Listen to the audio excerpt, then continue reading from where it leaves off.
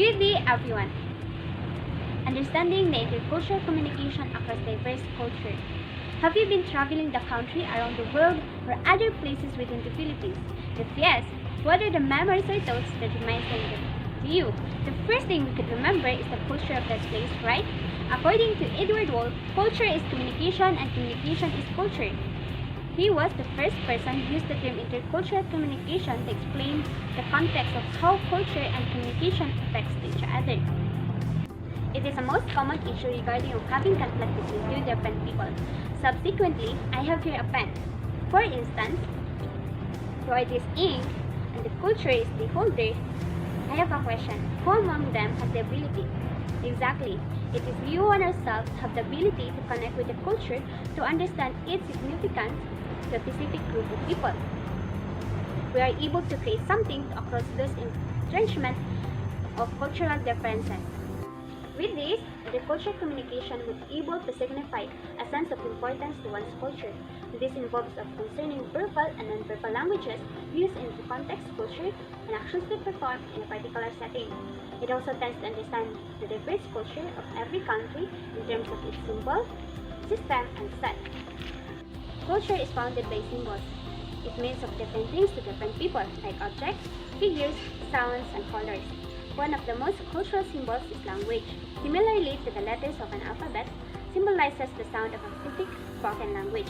It varies to different countries that have particular symbols for each letter, word, or phrase. However, the use of symbols is adaptive, which means that humans can learn to connect new symbols to concepts or new concepts with the symbol. Additionally, culture is a form of a dynamic system of elements, traits, shared together by a group of people. It includes the economic, marriage and family, educational, legal and political, religious, and artistic of human living. Way back to the pre-colonial history of the Philippines, early Filipinos gave a present of good treasure to a newly visitor to welcome them wholeheartedly to their community. Today, this practice was to remain to every family of the community as a good character of every Filipino. Furthermore, culture is based on a set of belief, values, and tradition of a particular group of people. Correspondingly, the country of Japan has a set of cultural beliefs. It manifests various meanings to them as the way they live their life.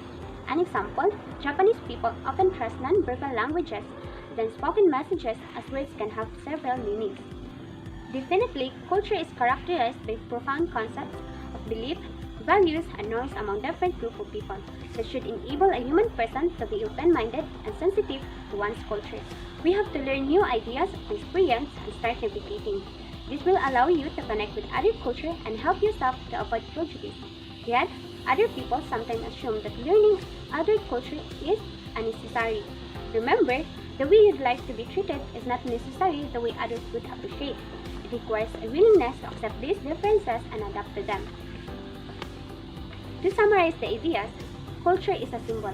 It defines an object, figures, sounds, and colors that create language to everyone. It has different meaning to different people. In this concept, we would be able to widen our perspectives to intercultural communication as we interact to other people in order to be connected with them. Second, culture is a system. It composed of various practices of belief, values, and tradition that gives a great importance to their daily living. Last, culture is a set. Our ancestors' way of living before remained in our practice. Those are rituals, ceremony, and beliefs tied with our culture. In essence, most of people conflict not because of mistakes, but rather than their arguments between principles grounded on cultural influences.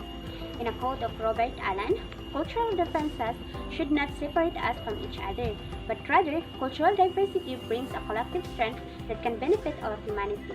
Let us bridge the cultural differences between us because we are only belonging to one humanity. Therefore, we should give emphasis of using intercultural communication to have always respect and honor to every human person.